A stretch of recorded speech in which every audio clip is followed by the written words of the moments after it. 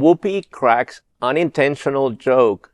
Lindsey is on his knees for the Donald. Whoopi Goldberg is not shy about her feelings towards South Carolina Senator Lindsey Graham, and who can blame her?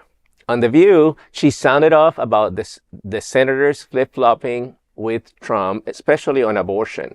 Despite endorsing Trump, Graham disagreed with him, asserting abortion isn't solely a state issue.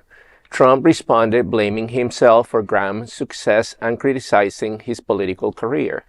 Whoopi, addressing Graham's about-face, nearly let slip a cheeky remark about Graham's relationship with Trump on his knees before gracefully stopping and sidestepping it. Take a look.